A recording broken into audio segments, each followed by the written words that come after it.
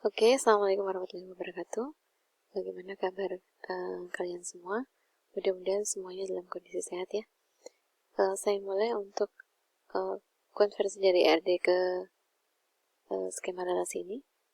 Di sini ada beberapa aturan yang harus kita taati dalam proses transformasi ini. Singkat saja ya. Pertama, entitasnya. Entitas itu akan menjadi tabel dan setiap atributnya akan menjadi kolom. Primary key-nya akan jadi tabel ya. Jadi kalau kita gambarkan potongan R-nya seperti ini, maka nanti untuk di skema relasinya seperti ini, dan nanti di tabelnya seperti ini. Gitu.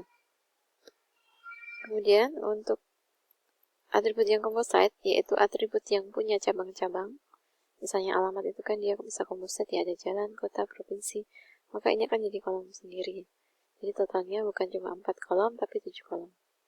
Jadi seperti ini untuk di skema relasinya, dan seperti ini untuk kemudian memasuki multi-value ya. Untuk multi-value atribut hobi, misalnya di sini hobi, karena nilainya itu multi-value atau lebih dari 1, maka dia harus pecah jadi tabel sendiri.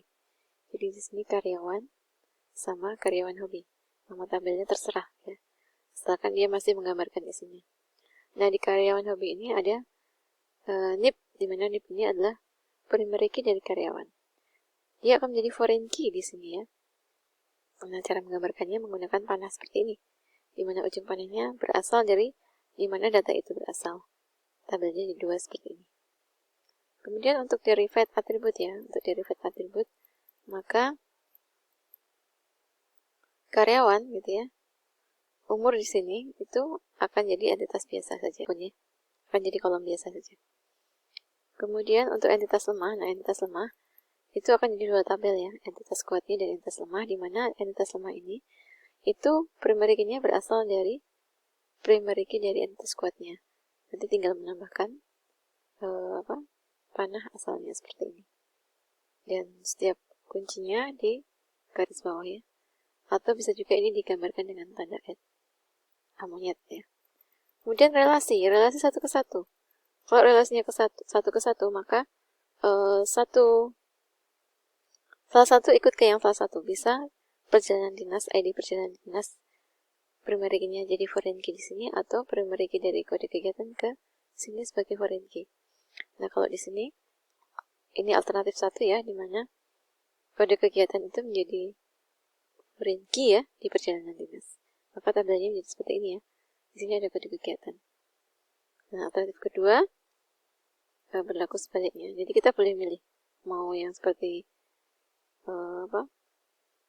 perjalanan dinas masuk ke kegiatan atau kegiatan masuk ke perjalanan dinas. Dilihat aja kira-kira mana yang paling pas gitu.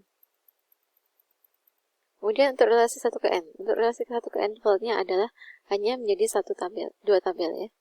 Dimana yang sedikit ikut ke yang banyak. Yang sedikit berarti yang relasinya 1 ikut ke yang relasinya n ya.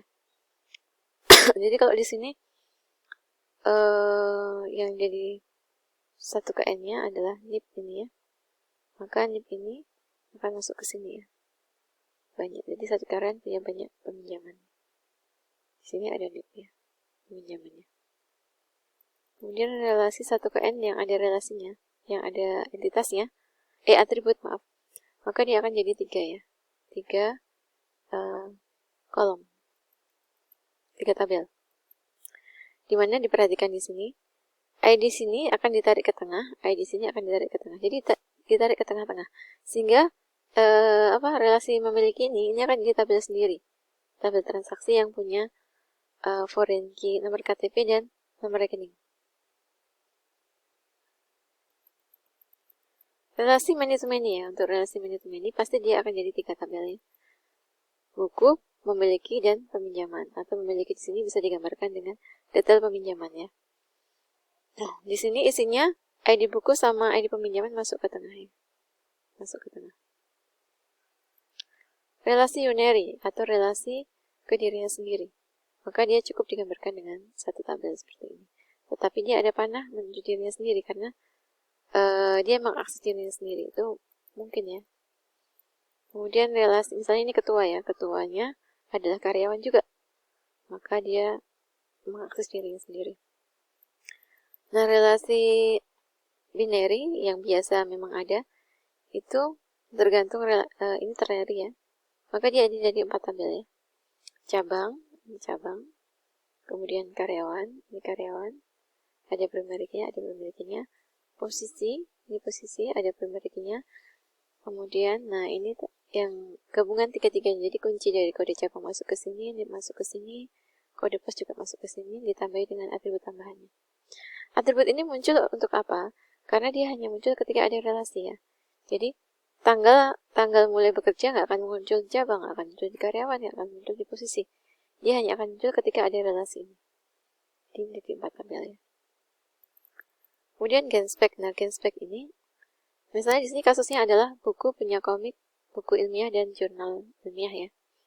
Maka dari sini kita dapatkan ada 2 alternatif. Alternatif pertama adalah tetap menjadi 4 tabel ya.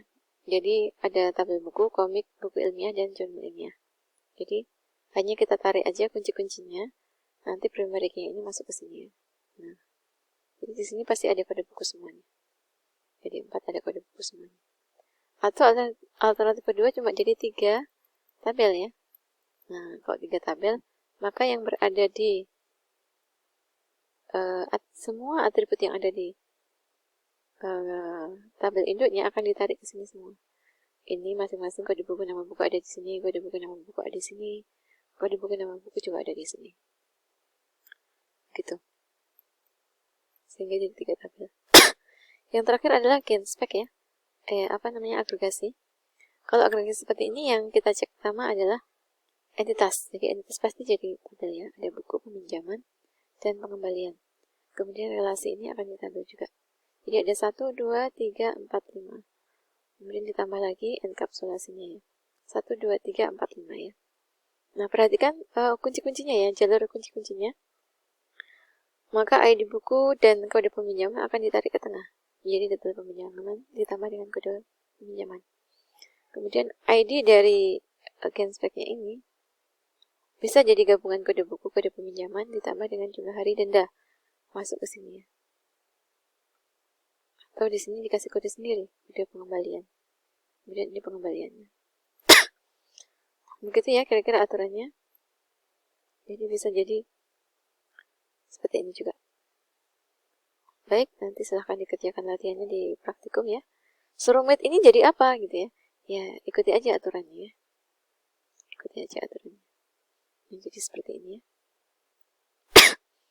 Ini bisa menggunakan Visio. Jadi, tambahkan juga. Nah, kalau di contoh yang di slide itu, kasusnya juga sama ya. Pasien, dokter, obat, dan apotek.